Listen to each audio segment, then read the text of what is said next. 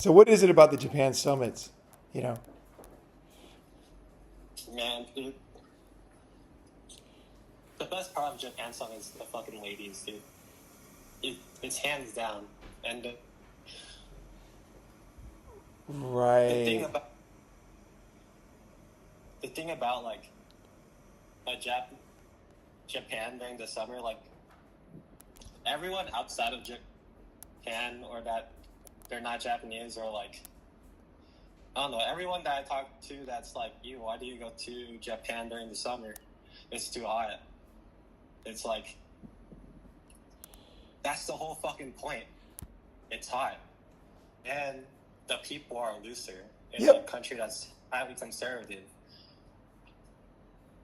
And Like if you want and you know um, they're more like that in certain areas. So that's why I'm just rethinking where we should go when, right?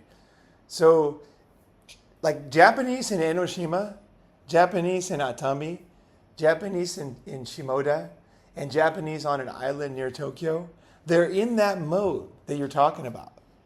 Like the girls are there, their boyfriend's at home, they're looking for something new. Japanese girls want something new in the summer. So they're like, oh, I gotta meet some new people. My life is too boring working in the dentist office every day. I'm not meeting anybody. And they go out in the summer with this sense that there's like a it's like a 60s feeling, right? They're just like, I'm going to be a flower child for the summer. And it's a Japanese tradition, right? It is. Historically, that's Japanese. If you read old Japanese literature, the summertime, they let down their hair. That's why they get drunk and have those festivals and like all kinds of cheating goes on. And it's like, it's not just us coming. We're just kind of piggybacking into a beautiful tradition where you got all these uptight people who really relax. But, you know, if we go down to Kyushu right away, so what I'm thinking is we stay near Tokyo for summer, right? For the peak of summer. So basically, it was a perfect plan when I made it, and it still is a perfect plan. Like going down to Shimoda. The only thing is, I want to add the island in. So we take a boat from either Atami or Shimoda, and then they have boats that go out to the islands. And the islands are special. Even if we go to Kyushu, we're not on an island in the way that I'm talking about. It's Kyushu is an island, and so is Honshu, but they're so big that they're like a continent. You know, so in other words, you got the Oji-san culture, you got the trucks, everybody working. You know, Japanese people, most of them don't relax in the summer. Most of them just work all the way through the summer, right? They're always in air conditioned buildings working. They don't, maybe they go see fireworks once, but there's certain people and there's certain places where the people really let loose. And that's the places that we go, right? They gather. There's a few beaches down by near Osaka like this, but like if we go down to Kyushu right away at the peak of summer, we're kind of missing summer. Like we're missing the culture of that relaxed Japanese girls, easy to talk to, pick them up. Now, I'm not saying if we go to McDonald's in Kyushu, we're not going to pick up girls. That could be good, actually. McDonald's, yeah. But the McDonald's is in fucking Tokyo too, right? And it's in fucking Enoshima, and it's in, you know, it's in the time, it's everywhere. yeah, it's everywhere, and they're even more so, right? And the best, I'll tell you, the best McDonald's that I found was in Yokohama. So when we stayed near the what is it the big I can't even think of what's Kanransha, that big round thing, a Ferris wheel. I can't think of the English word. Yeah. So like when we were near there, we found a great hotel, which is easy to get to near there, and they have a McDonald's there. And that McDonald's, dude, chicks were just like fucking handing me their number like candy. Like we had like a oh yeah, we had like a bunch of girls next to us, from all looking good, and handing out numbers like candy. And then they were sending messages after your hearts and shit. And I'm like, this is hilarious. I'm 59, you know. I'm like, this is fucking hilarious. Like that was definitely the best McDonald's. And I think when people were pushing for these new place, they're not really understanding like how special the places I took them to were, right? Like Yokohama, the girls in Yokohama, they're very easy to pick up. Like I still think we should go to Yokohama for at least 2 nights, you know? I definitely agree with that. Like Yokohama itself is like for the guys that haven't been there before, Yokohama is the second biggest city in Japan, right? And it's just right below Tokyo itself. And compared to Tokyo, it's like it's a whole different like kind of like they're more like easygoing Yep. than Tokyo people. Like They are. And I dated a Yokohama girl for 10 years. So I'm telling you, I went up to her house all the time. Her mom was so cool. Like Tokyo moms. I had one that was really fucking cool, so I don't want to put them down. There's some really nice Tokyo moms. Thank you to the nice Tokyo moms out there. But I like Yokohama. She treated me like a son, man. She was so into cars. Honestly, I never met a woman who knew more about cars than she did. I never in my whole life. Of all the women I've known in America, she owned a car dealership, and she knew every turbo. She knew every what do they call it? Aftermarket extension. She knew how much like a wing in the back would hold the thing down in the track. Like she knew how to fix things. Like she was the coolest fucking chick, man. She was like my age. So it was pretty funny because I'm dating her daughter who's like, quite a bit younger, But she was always cool to me. And when I broke up with her, when me and her daughter broke up, she always, whenever I was in Japan, I'd send her a message, and she would say, "Oh, you want a car?" And she'd give me a car. Like she'd give me the keys of like a van or whatever, and then I just drove it around. I just used it. I went to Shimoda, and I just drove wherever I wanted, and I put gas in it, cleaned it up, and brought it back. And she didn't care at all because she was going to sell it anyway. She had a used car lot, so she just gave me a car to use. She's like, "What do you want this time?"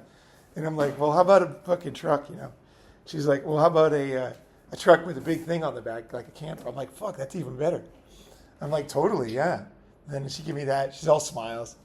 Her back's kind of fucked up, so she'd be like limping. But very nice people in Yokohama. And if we, yeah, like I like Kyushu's not Yokohama. It isn't.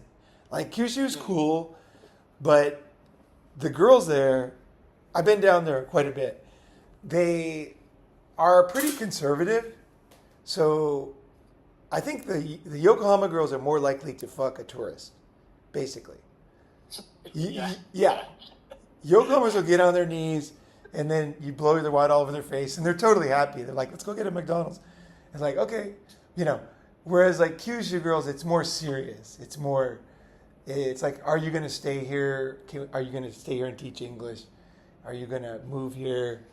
Like, oh, are you guys are just tourists? Well, but I might come. Well, yeah, but like, it's just like not only do they not have the summer vibe, everybody's working, right?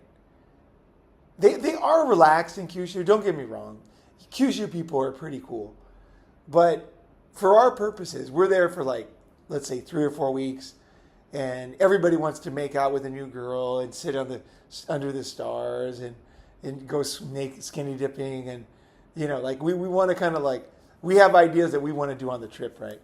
And yeah, it's more romance with a Japanese chick.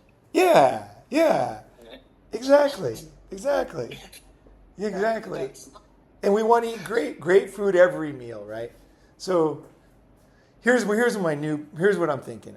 I know the guys that have been to a lot of summits, and there are coming to this one, most of the guys, but I think even those guys can understand that I'm not out of my mind. Like, I've thought about this a lot. If we go to Kyushu, we're going to be waiting for trains for an hour to go to a convenience store to get food. People are going to, like you were saying about being hungry, right? You went to Kyushu, right? What was your experience? I mean, you loved it, but you were there for like, it took you 2 weeks to come back, right? It's very inconvenient, right? It's very like, it's fun and all, but it's not like, it doesn't have like the kind of population density that allows for like freaky shit to happen, you know. And then also like the miss of summer is like when typhoon season comes. So like if we're stuck like out there, like waiting on like some kind of transport to come through, if it comes through, it might never come true because like a storm could roll in at like any minute. True. Like True. that's just like the nature of the region itself. Right. Yeah, it's just it's like it's kind of like before the internet. You know, that's the way I look at Kyushu. You're sitting around waiting a lot. You're sitting there with nothing to do. You're hungry, and you can't get food quickly. And there is an old nostalgia to that. There is like there's something neat. So what I'm thinking is this: is Sean is going to leave on the 17th, right? Sean's going to leave on the 17th. So what I'm thinking is, we meet. I'm going to fly in probably on the 31st, right? Summit starts August 1st, 2nd, 3rd. I was going to come early, but Scott sold the cabin, so that cabin's gone. My other friend with a house, I can go with him afterwards, after the summit's over. We can go out there. So I'm going to buy a one-way ticket, of course. And then what I'm thinking is we go, let's see, let's think about what would make sense. So Tokyo, 1st, 2nd, 3rd summit, 4th, 5th, hang around Tokyo. So now it's the 5th, right? And let's see, 4th, 5th, so 6th, yeah, it's the 6th. So the 6th, we go to Enoshima, right? So we got to book. So there's two things that got to happen. One, we got to book our room in Tokyo. And I've got the perfect place for the summit. It won't look like it on paper. It'll look like a dump, but it's great. It's perfect. Yeah. And it's cheap. And it's a great location. So we got to book that thing. We can't get up. We got to get off our ass and book that thing, at least till the 5th. Because Shinjuku is getting really hard to find places nowadays. It's getting really popular because the Chinese all go there. The Chinese and the Indian tourists, big groups stay in Shinjuku. Most of the beach towns, there's not as many tourists, right? So basically, we got to book Tokyo. Then we go to Enoshima, right? We go to Enoshima. But I'm thinking like we go to Yokohama next. Because peak of summer is kind of like, let's say, oh wait, no, we're getting there on Thursday, right? So Thursday, Friday, Saturday, Sunday, Monday, Tuesday. No, we go to Enoshima. The reason why is Enoshima is the best on Saturday and Sunday. Because all the schoolgirls are out of school and all the young people are there. So there's a big difference. Now, peak of summer, like the second week of August, basically, that's the peak of summer. Second week of August. The second week of August, it doesn't matter when you go. It's still going to be pretty crowded and a lot of girls. Pink bikini time, right? But before the peak, you kind of want to hit a week. This is what I learned last summer. I was really paying attention to when the most action is. And the most action before the peak of summer is on the weekends. So we go to Enoshima for the weekend, 100%. So we got to book. So we stay in Tokyo. Okay, here's the plan. So we stay in Tokyo so we start on Thursday. I get there on Thursday. And most people get there on the 31st, right? And then Friday, Saturday, Sunday summit. We do a lot of stuff around Tokyo. We can definitely go to like Okutama. You guys have never been to Okutama. Okutama's going to rock. It's like a river and mountain hike, but it's technically inside Tokyo. And it's pretty cool. We could even stay out there for a night if we wanted to. Or we can come back to Shinjuku because the train goes from Shinjuku. So then we come back. Then we go straight to Enoshima for the weekend. Friday, Saturday, Sunday, Monday. Stay in Enoshima like 3 or 4 nights, right? We got to book those rooms because we want that house on the island, right? The bitchin' house. We want that house. Yeah, we want this fucking specific house. I've had it like 3 times now, and it's great. So, let's see. So next, fucking it the first time, man. yeah. No, we got it even before that. I forgot. Oh, was that when we got it? Yeah, I guess that was it. You're right. The first summit. Yeah. Yeah, we just randomly found that place. You're right. You're right.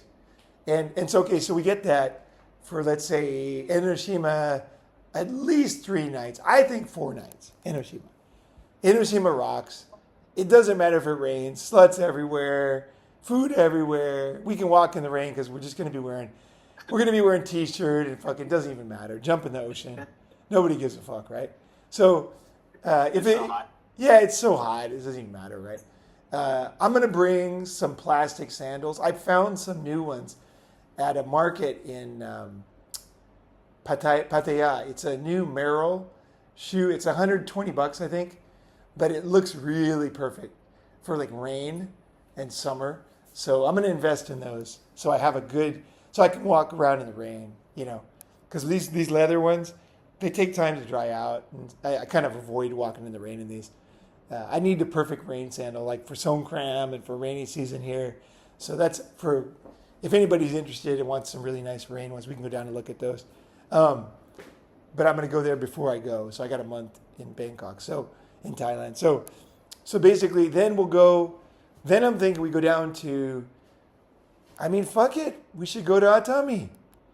We should definitely stay in Atami one night or even 2 nighs.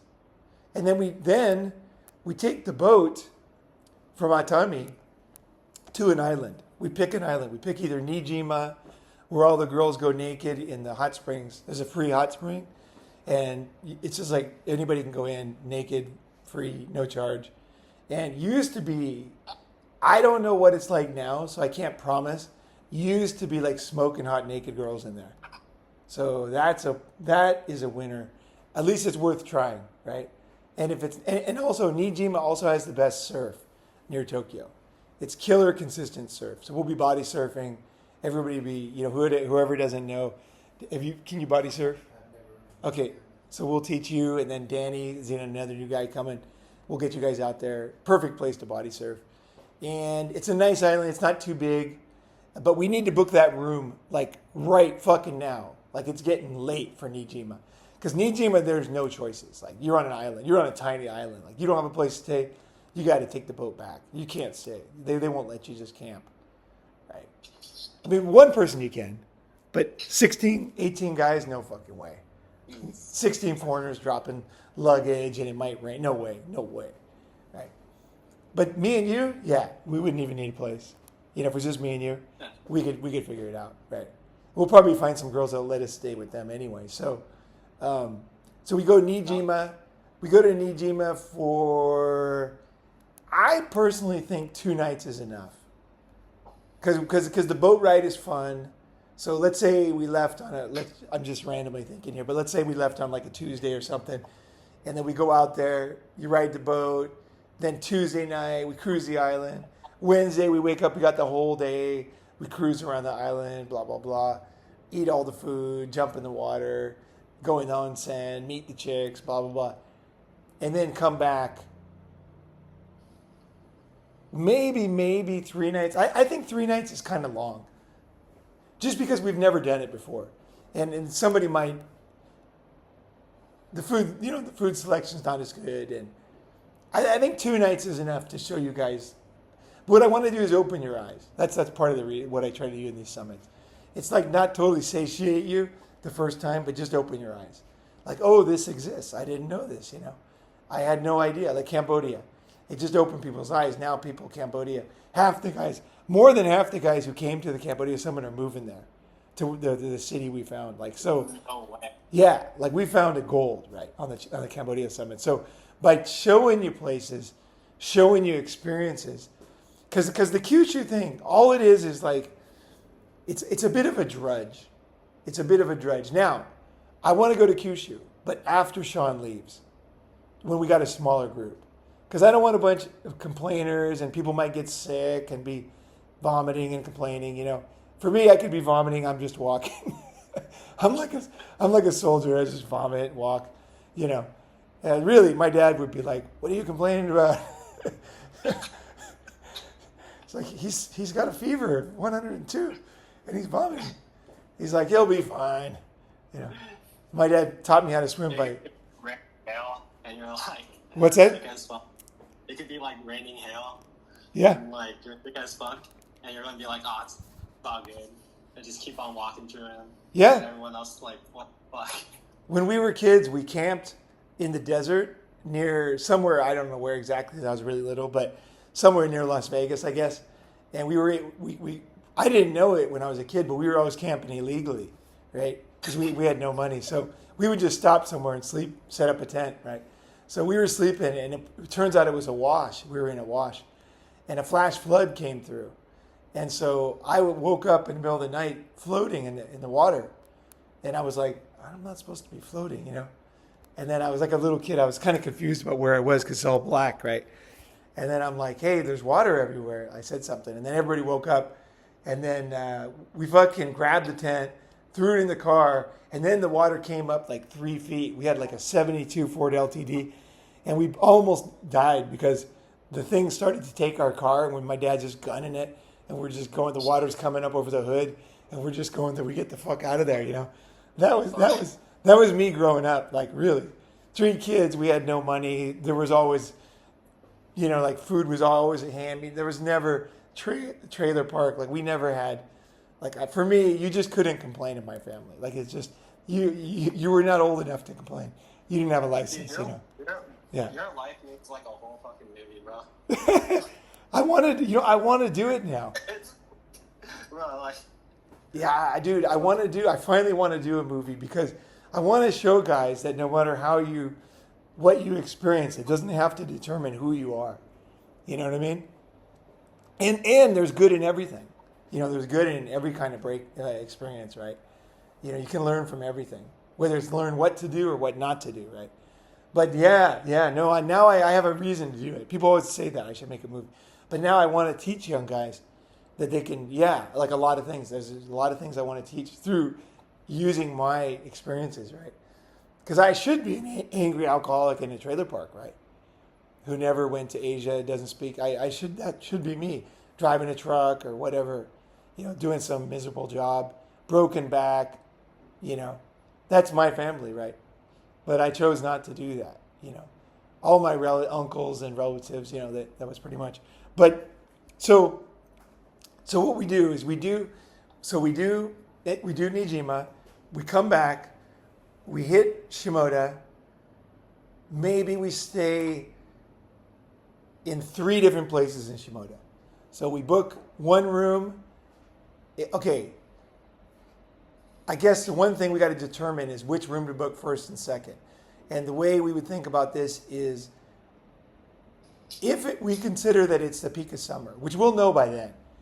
Or no, we got to book it now. What am I saying? Okay, we got to decide if we think it's going to be peak of summer, and then if it is, we definitely want to book that place in Shirahama again because that's a lot of fun. All the sluts at night. Oh my god. Oh my god. Dude, it's insane. Like this actually like is a good return to like the point that we were trying to make before this recording, where like all this like pre-planning of the whole trip is all set up for like the guy that's going to summit to have like the most success to meeting as many J girls as possible. True. And, True. And like I know you guys like hear it all the time, but like Paul, you guys have to realize like how much like knowledge about Japan and like the nature of chicks there and just human nature that he has. Like there's so much information to like ask from him that like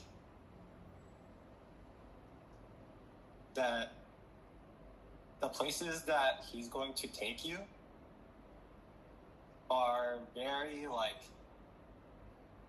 they're worth their weight in gold practically.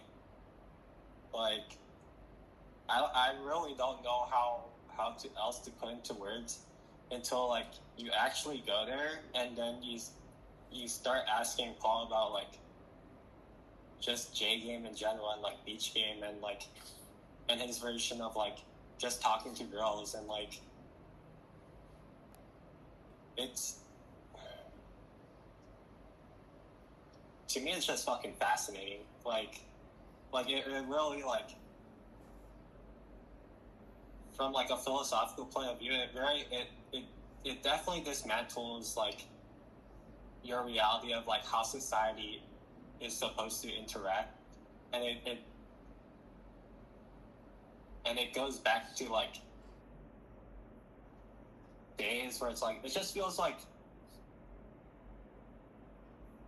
you get to see how people interacted before like the internet interacted.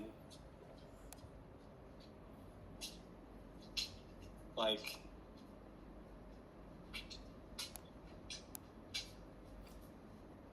and high quality people. Like yeah, you're looking in their eyes. You know if you like them or you don't. You know if they like you. You see the smile. You know if you can feel inside yourself what they're thinking, kind of. And also, right, you know that they're free tonight and they're at the yeah, beach with nothing to do. And you know what they look like because you got the bikini on, right? And so yeah. you're not guessing. And if like, dude, if you were like smooth with it before you met up that night, you're probably like throwing them up in the water, like. Right. You've already touched their ass. They grabbed your dick. You know, you already know. Yeah, things are heating up quick, right? Right. Like the whole thing, like, dude, remember the time where like it was like the first summit where we're at your friend's office, right? And then like he asked us the question is like, what is sex? And then everyone went into like a whole debate about it. But like he brought up a very good point. Like the beginning of sex was like it was like way before penetration, where it's like it's like I don't know. I took it as like two worlds colliding and it doesn't stop, and it just goes like a black hole that's just like there's that event horizon, and then once you hit that event horizon, it's going to happen no matter what. Like Yeah. No, I think a lot of guys really don't know that experience you're talking about with a girl that they want to be with. Like, bro, it's one thing to fuck a girl, but that's totally different than what we're talking about.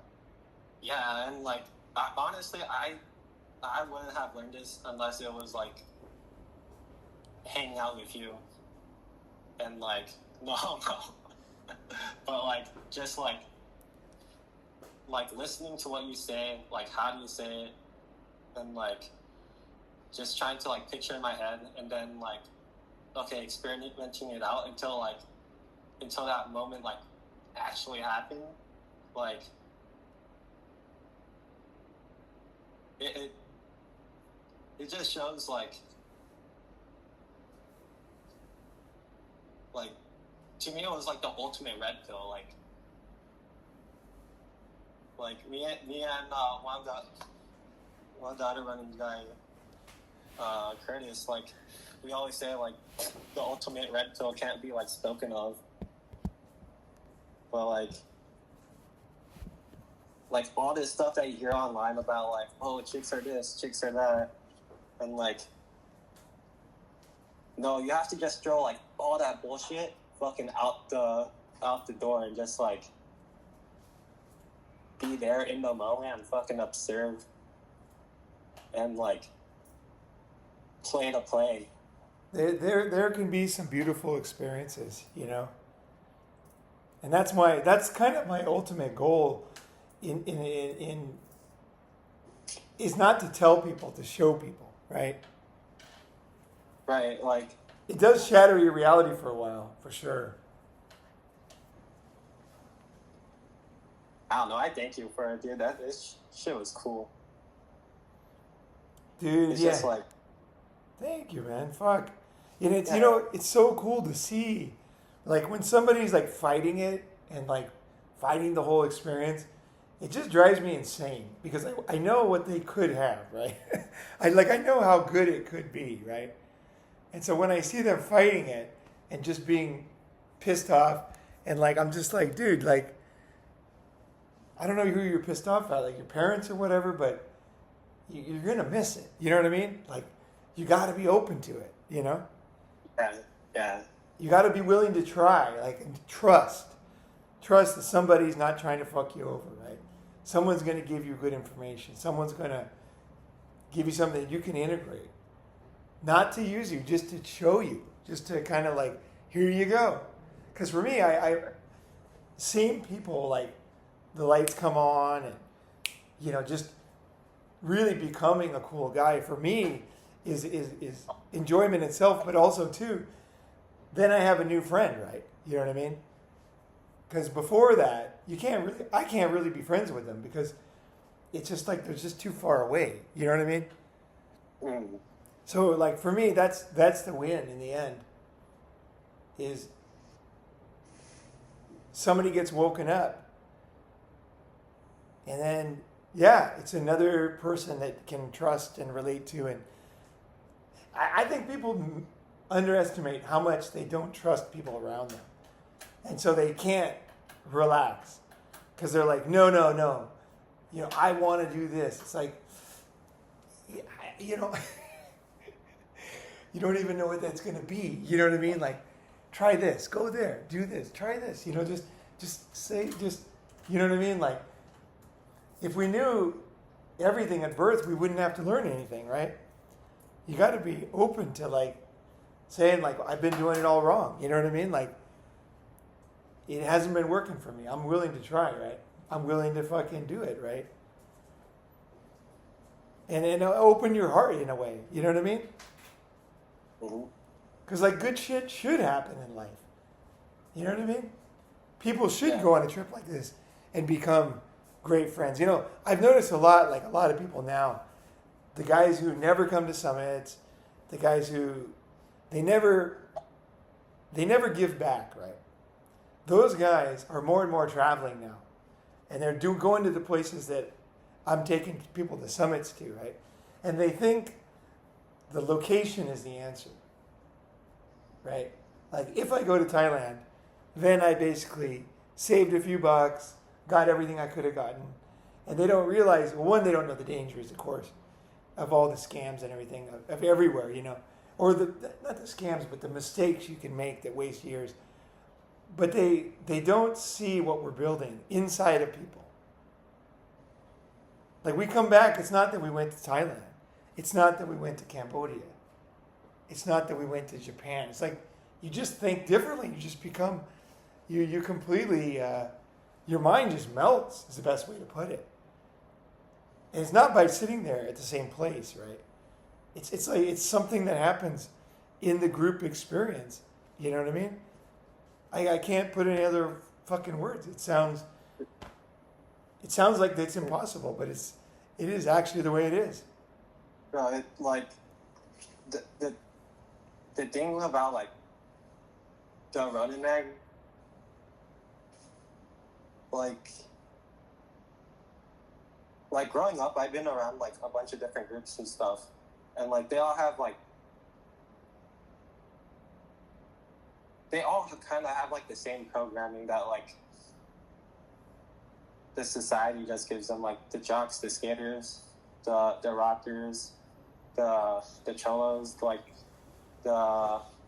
nerds, the dorks, like. Well, it's like the Ronin Man group. It's like, it's just pure fucking novelty. Like every time that we meet up, like yeah, we might be in the same place, but it's like it's such a different fucking feeling. Like the whole time. Like, I don't know, it's like, I don't want to sound like I went too far out there, but like,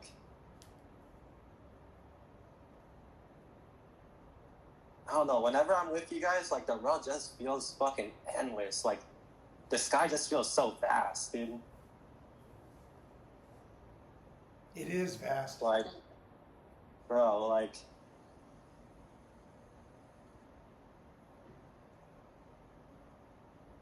It is. That's the thing. You're seeing the reality there. it's legit, like,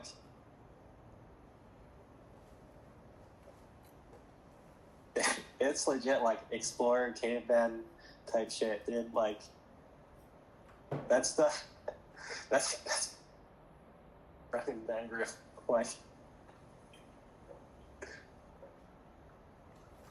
Yeah, dude. Like, yes, there's places where, like, the whole earth has been laid out, right? But, like, the human experiences that, like, that are happening, and that, like, going to, like, Running Man summits they put you in, or even, like, when you're not in them, like, afterwards, like,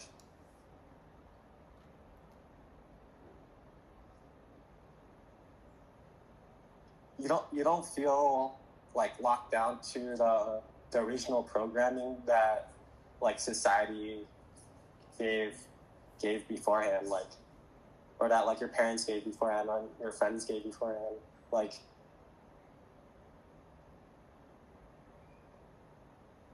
imagine, like, you're back in school, like, for the first time, and you meet, like, a teacher or, like, a group of teachers that are, like, they're really fucking cool. But better yet, class isn't in, like, a small little box, but it's in the open-ended world. Like if I'm going to, like, put a message to, like, young guys that, if this goes online, like, to the young guys that are, like, thinking about wanting to come to this or not, like definitely go. Like, definitely go. Like, it turns the whole, like,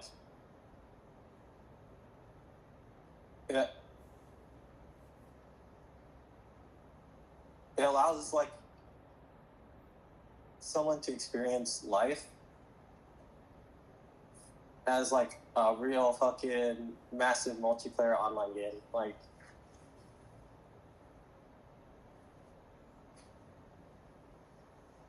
you can't even go back to fucking gaming anymore, because life out there is just fucking,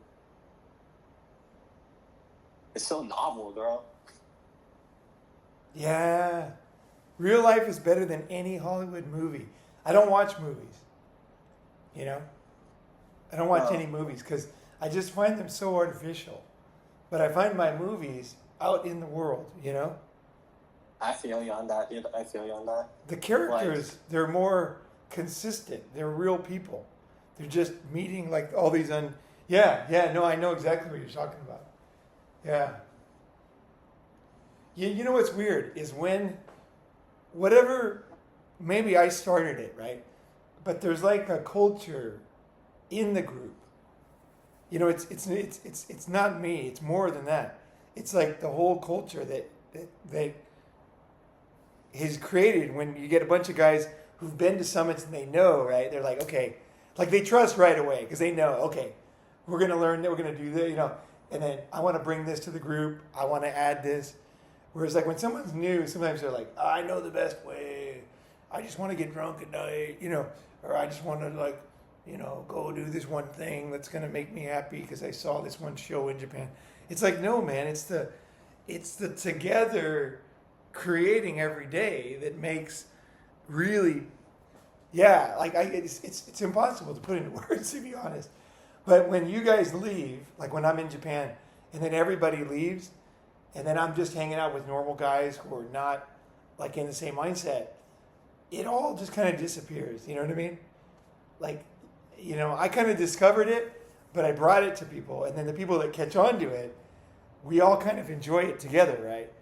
And everybody just really, truly starts kicking ass more, you know, like, there's no question.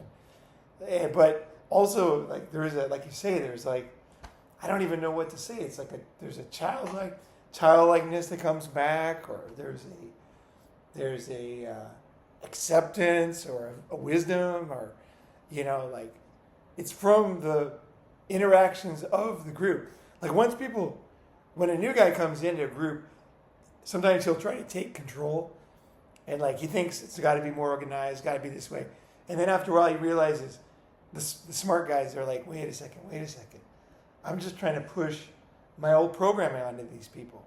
They actually have a new idea, which might even be better. I'm gonna go with the group. I'm gonna do whatever is going on. I'm gonna actually not just recreate the same life I had over there. I'm gonna try to see what's going on here. I'm gonna be open. I'm gonna give it a shot, right? And then when they start doing it, it doesn't take long for guys to catch on and say, I got it. Like, it's at the end, it's the best idea wins every day, every minute, right? And then it's not because it's my idea, your idea. It's just like the best idea, right? Right, and then like when the best idea like appears, like all the guys, they just tune into it, and we all just look at each other and like nod in silence, like, yeah, that's the thing to do. That's it. And then we do it, like. Right. There's no debate. It's like, yep, this is it. Like, it's so dynamic because like there's like the collective wisdom of the group, and being able to see like different perspectives at once, and then share our ideas like in a coherent manner. Like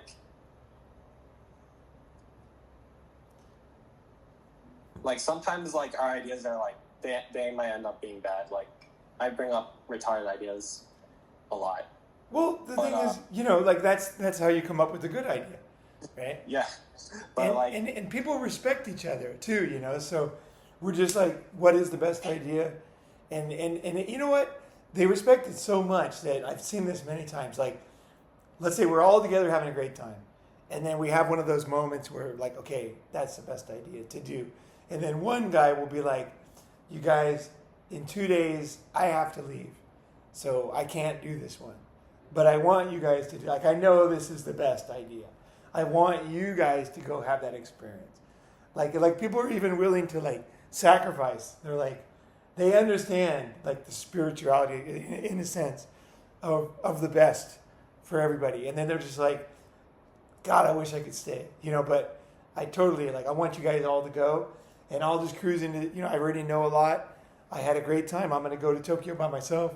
I'm going to do this. Because people, like, they sacrifice for the group. They're not just thinking, oh, God, you guys, I'm leaving in 2 days. You're not thinking of me. They're like, wait. This is a beautiful idea. This is beautiful. Definitely this should be done. I can't do it, but this should be done. Like, I see people doing that. And, like, normal people just don't think that way. You know what I mean? They're just like, what can I get? Like, you guys aren't thinking of me. It's like, we're not thinking of anybody. We're thinking of the best idea. So basically, stay as long as you can. Like, that's the basic rule. Because you're going to miss something great, Like Nojiri last year, right? That was fucking cool, man. Lake Nojiri. Yeah. Dude. Yeah, I missed out on where you passed out, though. Yeah, it was just me and Joel, yeah. Yeah. But I passed out there, and I passed out after my knee surgery when the bandages came off and the blood went everywhere, Like I passed. Way. Yeah. Dude, I don't this.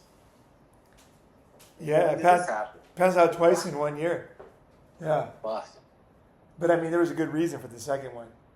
Yeah. But there was for the first one too, because that sulfur in the air, Yeah.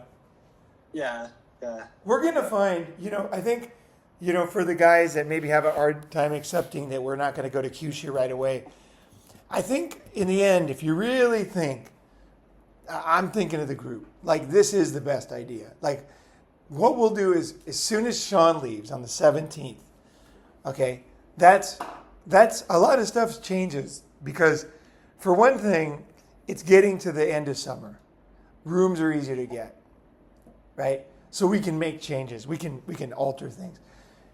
Then we can decide, okay, we're going to Kyushu or we're going to do another adventure somewhere else, right? Depending on what makes the most sense.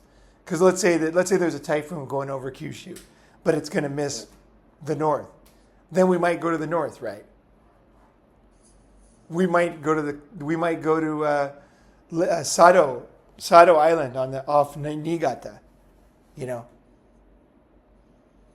Or we might go to climb Yatsugatake. We might go to. We could go to Takayama. There's a beautiful town not too far out of Kyoto called Takayama. I think it's called Takayama. What is it called? There's another town in Chiba with the same name, but it's like a historical, beautiful town. And I've never been there, but I've always wanted to go there. We could go to some place like that. It's like kind of up in the mountains, like older Japan. And there's another town that's an Edo period. They've kept it the same since the Edo period. And it's like an old West town, but it's Japanese old West. But it's not cheesy like American ones. It's like real deal. Yeah, it's like the houses are from that period. They're not cardboard cutouts, Disneyland. You know, it's built along a river. It's a beautiful place up in Nagano. We're going to find a good adventure. But I think till the 17th, we stay somewhat near, not too spitting distance from Tokyo, so that anybody can come and go. Guys can have girlfriends. Like say you get a girlfriend in Tokyo, then you can go back, give her the bone, come back and join us. Easy, right? If we're in Kyushu, no one's going to be doing that, right? Yeah.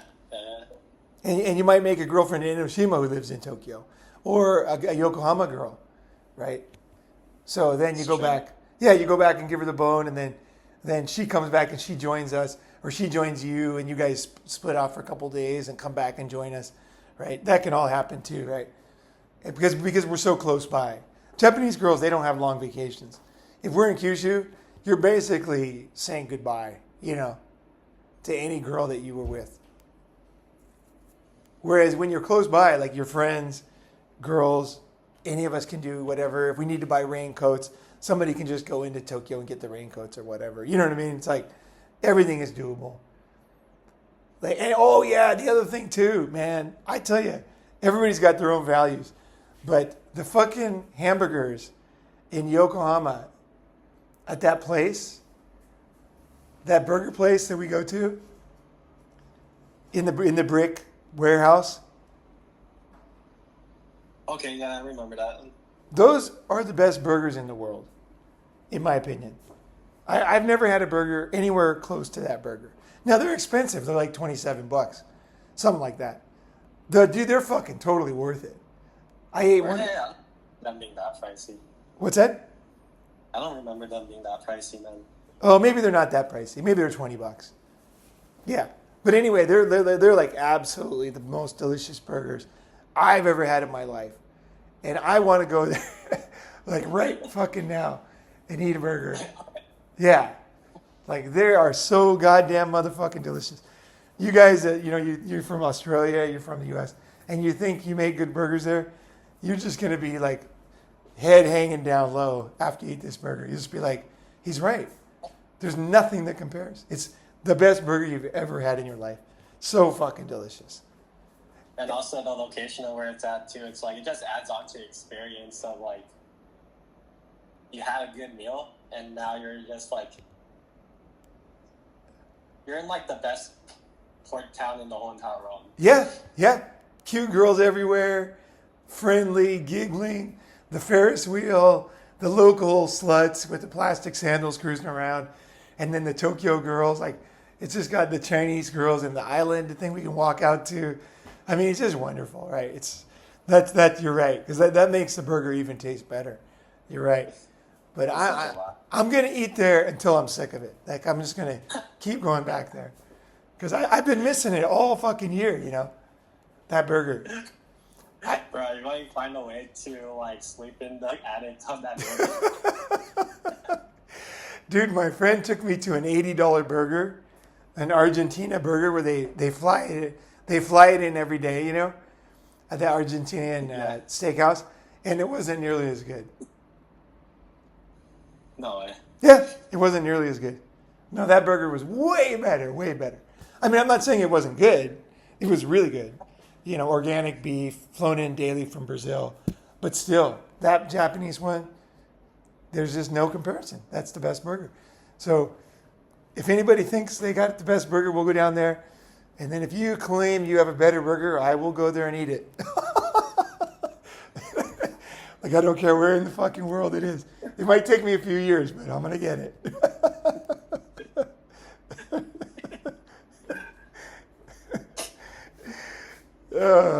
Dude, this has been great. So yeah, so that's the new plan.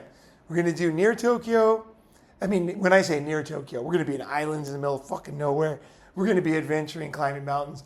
We're going to be in rivers. We're going to be doing stuff, picking up girls. We're going to be like doing all kinds of fun stuff.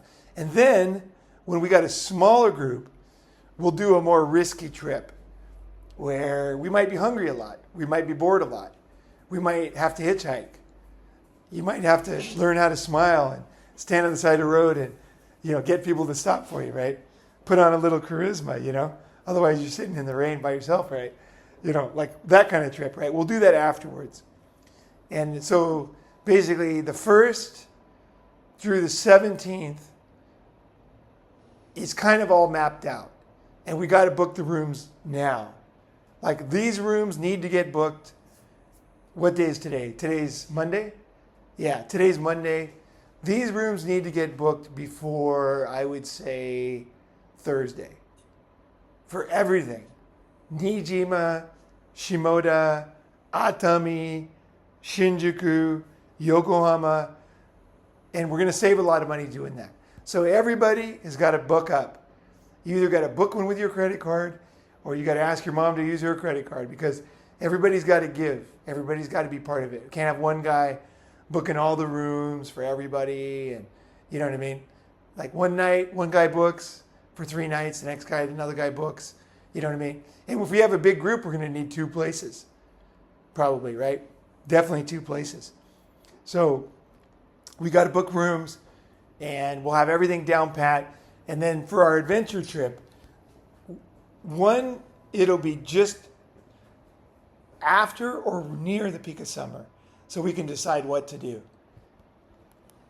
I wouldn't mind, even if we do the whole trip and then we come back to Enoshima for a few nights for the very peak of summer.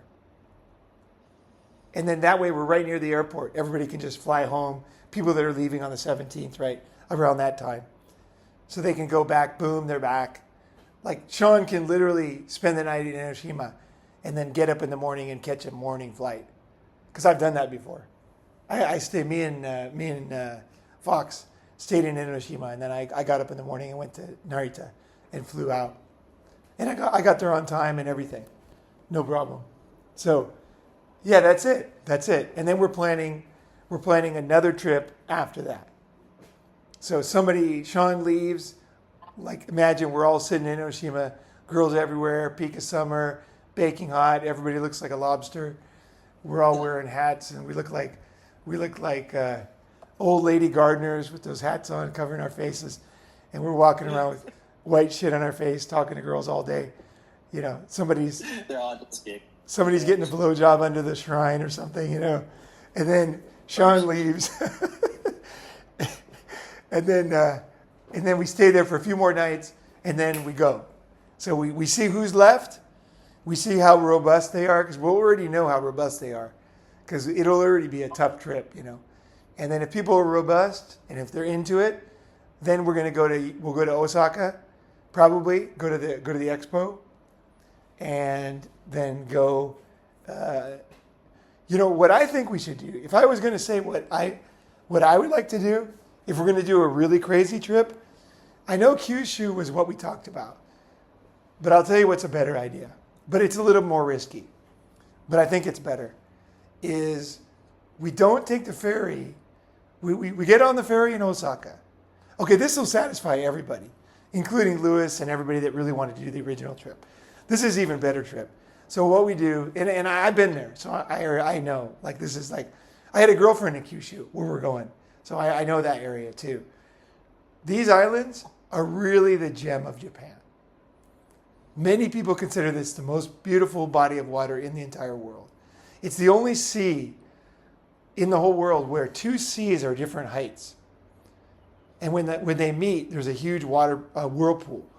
That if you go into the whirlpool, you die 100%. Because it's two seas meeting at different heights, like 3 feet difference. And it's a very unique sea, the inland sea in Japan. It's between the islands. So what I think we really should do is fuck going to Kyushu. We can end up in Kyushu, but we take the boat from Osaka, and we basically just get off on islands and stay there, like different random islands all the way through, and then we wait for the next boat the next day, and then we pay a little bit more for our tickets, but it's not expensive because it's a ferry. And then if we have to camp in fucking under a tree, we camp under a tree, right? If we have to knock on a door and beg people to sleep in their house. Like last time I did this by myself with a broken leg, that's the time when I shed my pants and vomited all over the place because I didn't know my leg was broken. I climbed 36 kilometers of mountains with a broken leg, not knowing my leg was broken because the cast got taken off early. And I just, like, my body gave out. I got surrounded by, like, probably 5,000 monkeys that were so big, some of them were almost up to my shoulders. And they could have killed me. Like, they just surrounded me like a fucking Indiana Jones movie. I climbed this mountain. Nobody climbs it, apparently. And they just came out, and they just surrounded me. The whole road in front of me, two-lane road behind me, is just all monkeys. Like, I can just, as far as I can see, is monkeys.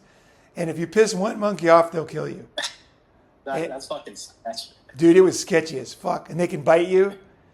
And I'm by myself. And I feel like shit because I didn't know my leg was broken. But and it was like 1 degree Celsius. So it's like 36. It's like New Year's Eve, New Year's Day. And there's no food. I was so hungry that I went to a old Japanese house and I just knocked on the door and said, "Can I buy some food from you guys?" And they were like, the lady finally came to the door, and then she, I was speaking Japanese, of course, and then she said, "What are you doing here? Like during New Year's, like everything's closed on this island during New Year's. Like it's a holiday. Like, didn't you know that?" I'm like, "Fuck, I had no idea. It was my first time, right?" And then she fucking gave me a bunch of food, and I ate. I was fine. And then I met the monkeys later that day, and it was insane. It was a great adventure. So we do island to island adventure, and then from the inland sea, we can go to Shikoku Island, right? We can go to Takamatsu. We can go to Dogo Onsen, the oldest onsen in Japan. We can go to Beppu, which we originally planned to go to in Kyushu. So basically, we can just keep taking boats, ferries, and just crisscross the inland sea. And if we want to, we can even go to Yokohama and see the beautiful castle. That's on Honshu Island. But we can just zigzag cross back and forth, and then we can stay in business hotels and temples. Like the temples will let you stay there, out there in Shikoku. So we can hike to temples, and then they give you vegetarian food, and they just pay for the night, like $20 or $30, and leave in the morning. So we can do that. We can hike between temples on Shikoku Island, and that'll be our adventure. That's a fucking great adventure. And it's the kind of adventure that's perfect for guys that have an open-ended schedule. It's not good for guys like Sean and Matthew, right? Matt's busy. He's a lawyer. He can't. Like, we're going to be doing stuff that's going to be very, very random, and we'll have random experiences. But I've done it before, and I will tell you straight up, it's much better than Kyushu.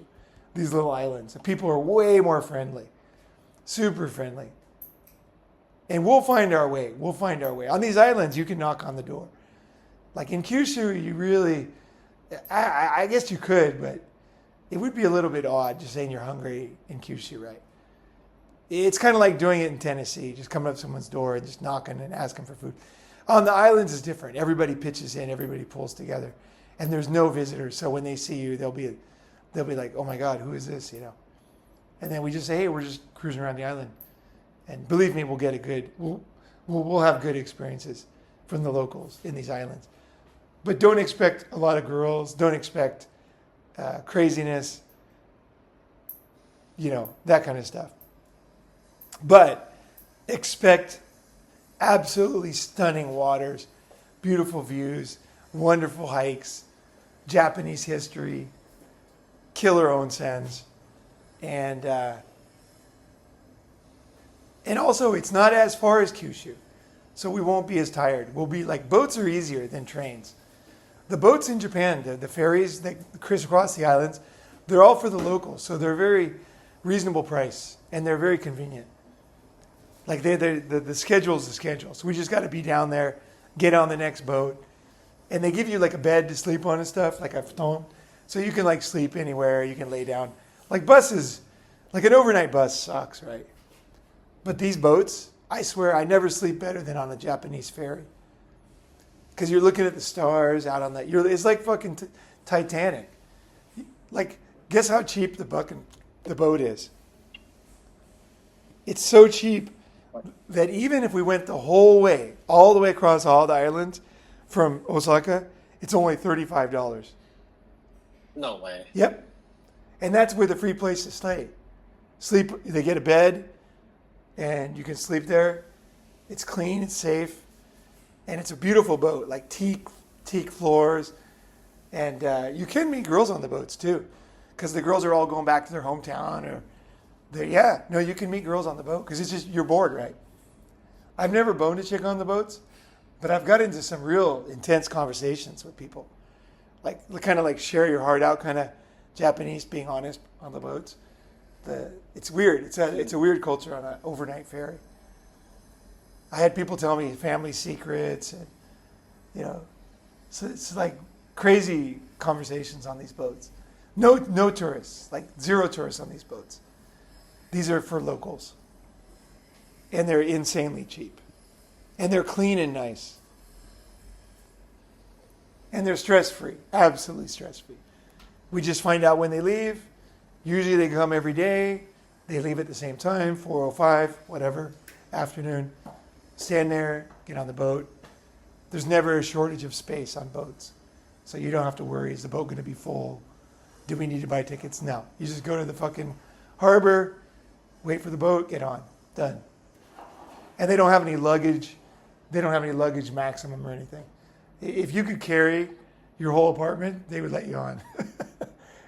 When I left China, and I was gonna, I had a bunch of stuff from, just living in China for so long, and like nice clothes.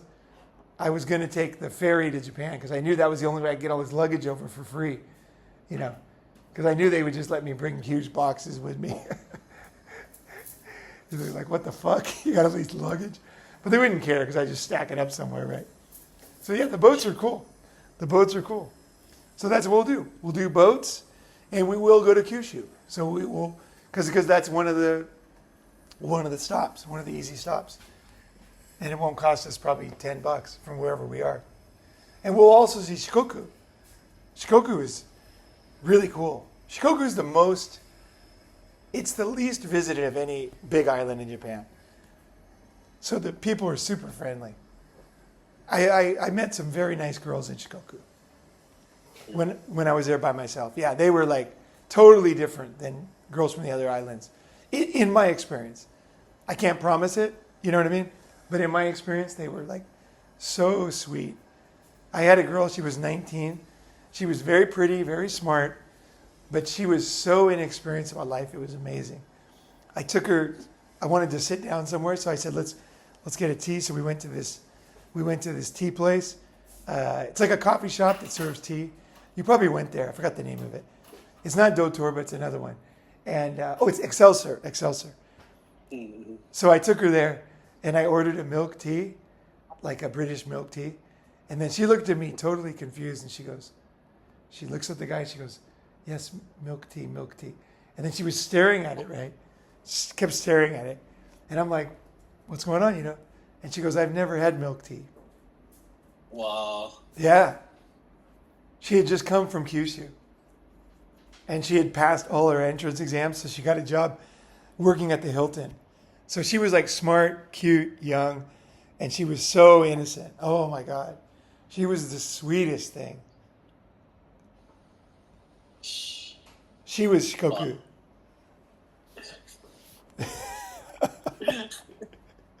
You know what I'm talking about. I know what you're talking about. Like, it's those type of girl that you just stand by and you're just like, fuck. It's like,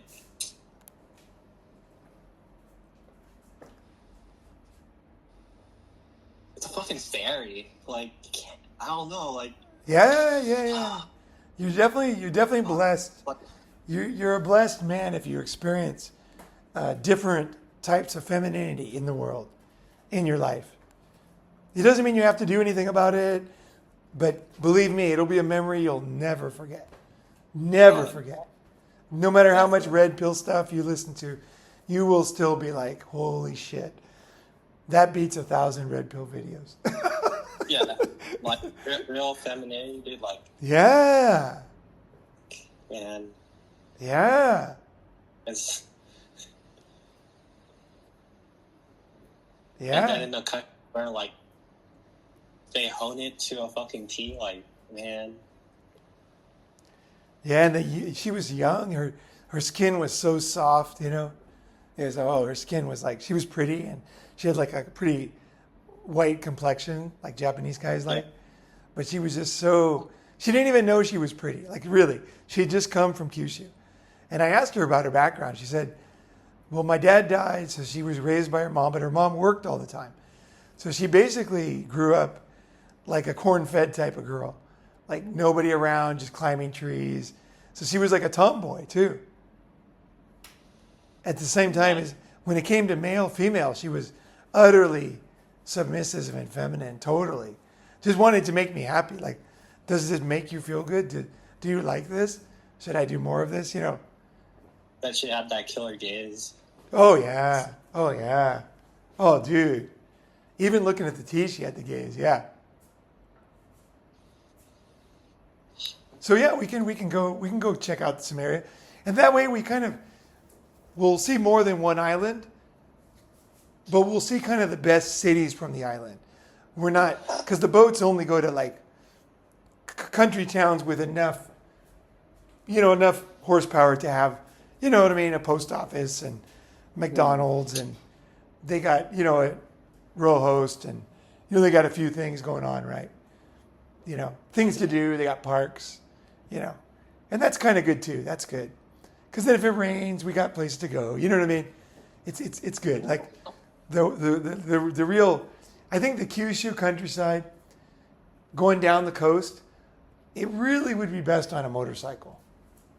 If we can, in some future summit, is what we could do is we get crazy, right? You can buy a 50cc, like an old one, for like 50,000 yen, so $350.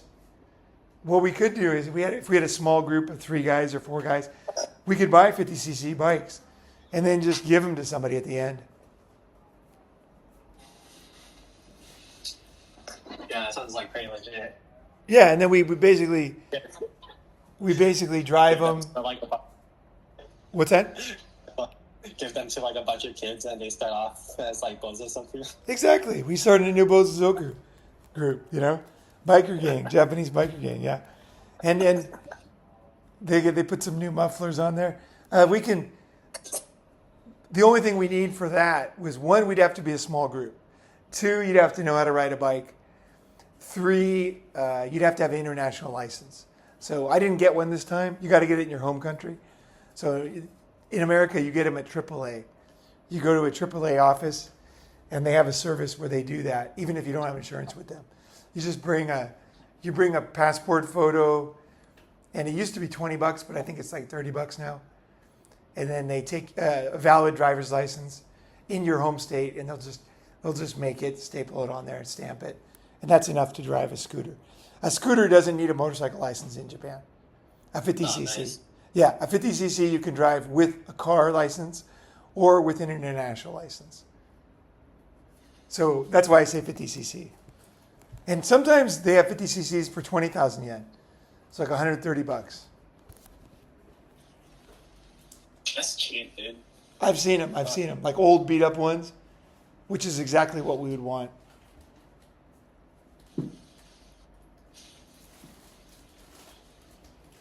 And then if it breaks down, we just leave it somewhere, right? Just like we never go register it in our name. We just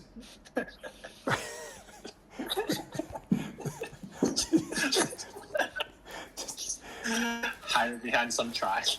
yeah, we keep the papers so we can give them to some kid. But in like worst case scenario, we put it. Yeah, exactly. We drag it to some like abandoned building in the countryside, stick it in the yard. Get the fuck out of here. Go back a year later, it's still there. Well, that's the thing. Leave the key in it so that if you ever need it, stop by. That right there is an OG Japan move. You got to be careful with this stuff. I don't for kids. Don't try this at home. Like you got to know what kind of building you could leave it at. You got to know a lot of stuff before you would go do this. Yeah, there's a lot of things you got to know. There's a way to do it, and there's a way not to do it. Yeah, don't go breaking the law, kids. It's against the law. Never. What was it? Respect the law of the land. That's right. You got to at least respect the culture. I know how to do it where I can respect the culture and pull it off. But if you don't know, don't do it. Don't do it. Sell it to somebody for $5. Get rid of it. Get the thing put in someone else's name. That's my official advice.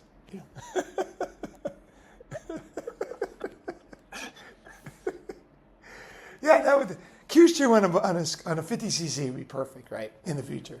Sounds like fun. Oh, dude, it'll be so fun. Plus, they get like 100 miles a gallon, so it literally costs nothing, right? Every little road we can go up, right? Every little beach we can go down to, right? Just.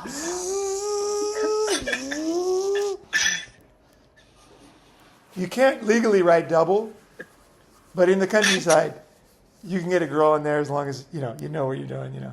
Make sure nobody's around. Zipper to a more romantic location. Yeah.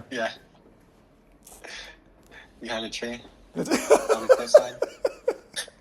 No, I'm thinking remember that killer viewpoint in Shimoda where we climbed up the hill Yeah. up there? Yeah. Gazebo, dude.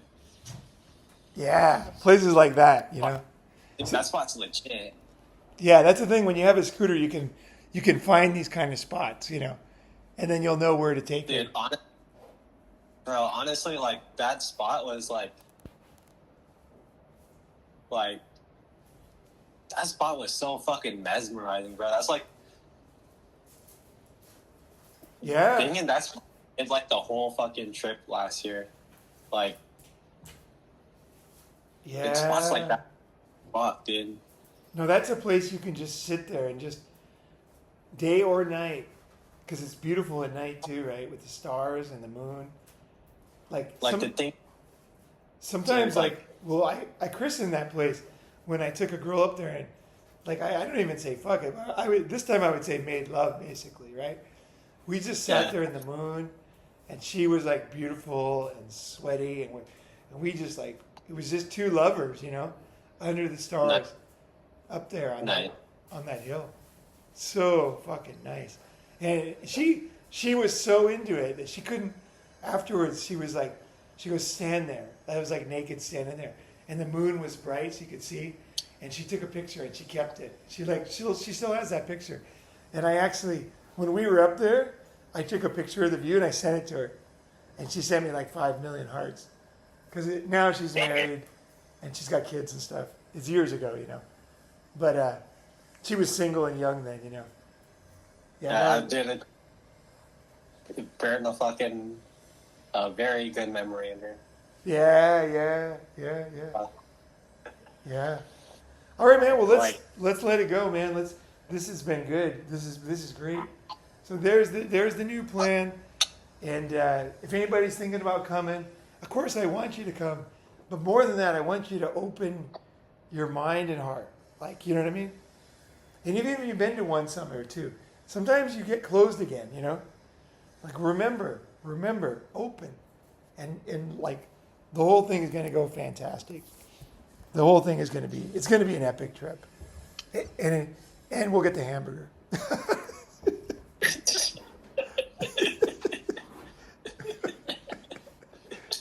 skirts included.